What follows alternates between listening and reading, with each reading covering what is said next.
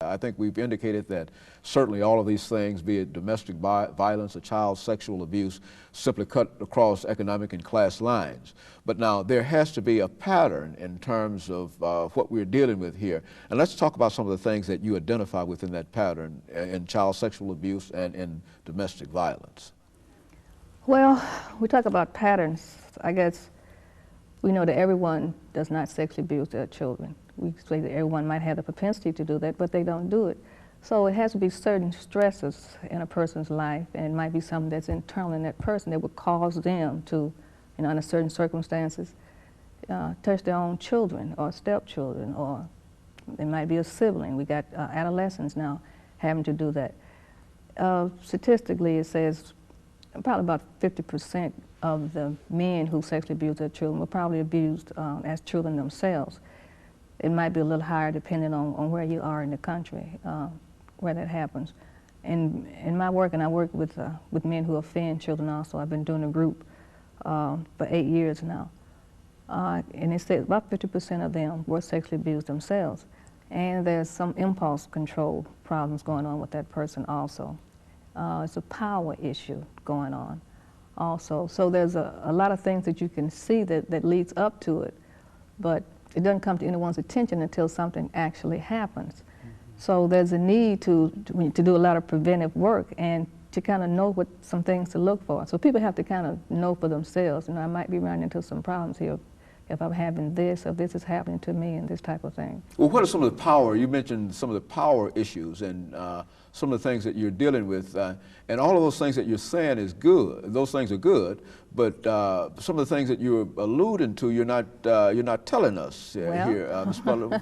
Which is to say, when we say that there's a power issue involved, what are we saying, that there's an issue between the child and the person who was abused? The person might have lost control outside of the home in other places. Say they might have lost a job or something, or there's some power been taken away in some other situation. It might be some societal pressures that's going on. But a person can feel that they're in control of their own home.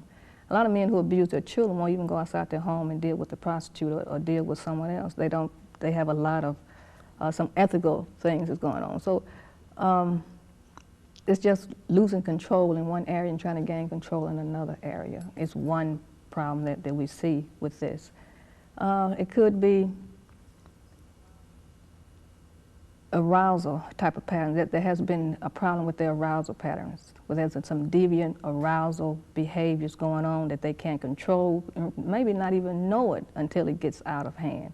Sometimes it's some gradual things where pornography plays a big role in this. They've been viewing pornography, have really gotten into maybe some peeping, maybe seeing children undressed inappropriately, and not knowing that this has been a problem for me until they actually first touch a child. Also seeing that when we get men in their 20s and 30s, they might have gotten charged with it. Once they get into a program, into treatment, we say, when was the first time you had those thoughts, or the first time you touched a child? It usually starts at adolescence. So we know that now that it starts at adolescence, so that's the place we need to start preventing, and that's where treatment should start in an early age. And it's even getting earlier now than adolescents. We got some 10 and 11-year-olds who have actually touched their siblings. So if we can kind of deal with it there, we get a better hold on it. Very good. Ms. County. The common denominator, I think, for perpetrators of domestic violence is, again, a power and control issue. That they're violent toward their partner because it does enable them to gain power and control over her. It doesn't create a loving relationship or one based on trust, but it does allow him to have control of her. And then other forms of controlling behaviors can be used to maintain the power and control once it's obtained by means of the violence, such things as emotional abuse, economic abuse, isolation, keeping her away from friends and family, using the children, saying bad things about her to the children, male privilege, that whole notion that just because I'm the man in this house, I'm king of the castle, and whatever I say goes, I rule the roost here. Those sorts of things can be used, and they always point to the fact that the violence can happen again. All of those nonviolent things that I mentioned may occur in homes where there's not been any violence, but once that violence has happened, then those abuses always point to the fact that violence could occur again, and hence there's that much more strength in that form of abuse. So once it happens, there's a strong possibility that it will happen again. Yes. And those persons who are subject to that kind of violence the first time ought to react at that particular time. Yes. But now, why is it that in some instances people don't react to that kind of violence? I mean, what is the pattern there? That's a very interesting issue, because we know that 80% of the men that we work with, and statistically around the country, grew up in homes where either they were abused as children or they saw their mother being abused. So there are some that grow up in that environment that make a choice somehow, that they choose not to use violence in dealing with the stresses and situations of their adult life. And that's it's one of, I think, one of the things about humans. There's a certain mystery about the choices that we make and why we make them. Perhaps there was somewhere along the line a good role model, someone that did provide them some sense of what a true relationship is that's not based on power and control. Another thing that feeds into this problem, it's not a cause, but it is something that exacerbates the problem of domestic violence, is substance abuse. And again, it's not a cause, but it's one thing that can really accelerate this problem. Well, do you find substance abuse having anything to do with child sexual abuse, Ms. Butler? We have people using that from time to time as an excuse, but as a treatment professional, we never accept that as an excuse. Now, how do they use it when they use substances? We just said I was high, I really didn't know what I was doing. If I hadn't been drinking, I wouldn't have done this. Or when they use it, they say, well, I really don't remember because I was drunk at the time. And once we get into it, we find out that they really do remember. People don't actually do something that devastating and not remember it. Now, both these, of course, represent deviant behavior.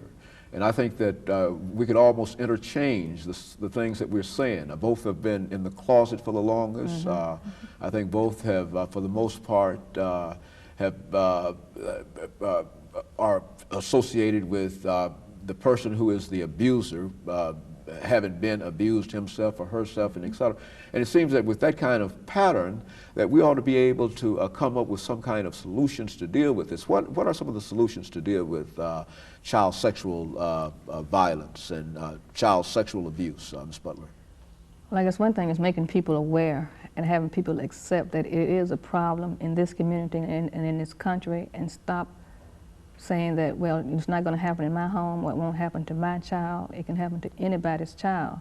And I guess that's the first thing, just be aware that it can happen, regardless of who you are and what you do and what you are, it can happen. And I think for so long we've kind of looked the other way and not always thinking about, well, because it's happening over there, you know, I don't really have to deal with it. It's everybody's problem and it's everybody's responsibility is the main thing that I think we need to get across. I wrote an article one time saying child sex abuse is everyone's responsibility. And I guess it's been about 4 or 5 years ago, but I'm remembering back to what I said. We all got to take some responsibility for this. The church has to take a big responsibility for this. Now, why should the church be more concerned with this? I mean, why should it take such a great responsibility? Because they come in contact with a lot of people and children and have activities. Saying, don't just think because someone, you know, comes to church that everything is intact and nothing is going on. Don't look the other way. That's just why I'm saying that. And not only the church, that's the school and anybody else, but because the church is such a big institution in our country and it's so important, especially in African American lives. It's an important institution. I kind of point to the church a lot and say, please deal with this situation. Just, you know, sex period. People don't even want to talk about sex. We don't want it in the schools now. Parents are not comfortable talking about it. Somebody has to talk about it. And people have to be, you know, saying this is an issue that needs to be dealt with. Ms. Cannon. I think there's a two-pronged approach to the solution, and that is to work with the institutions of our society, whether that be the church or the court or the medical institutions, where they are no longer turning their head, where they are looking this problem in the eye and saying, yes, this is a problem. What is our role in helping to end this societal problem? And then individuals taking responsibility to get the help that they need, and for victims to reach out as they feel comfortable doing so, to talk with the YWCA shelter, which has a 24-hour hotline, or to call the Peace Program, to talk with a trusted other, to break that silence, because there's so much shame around this issue of domestic violence that lots of times a woman will believe it's her fault. She's been made to believe that it's her fault, that she's caused the violence, and she hasn't. It's just what he has been telling her over and over again.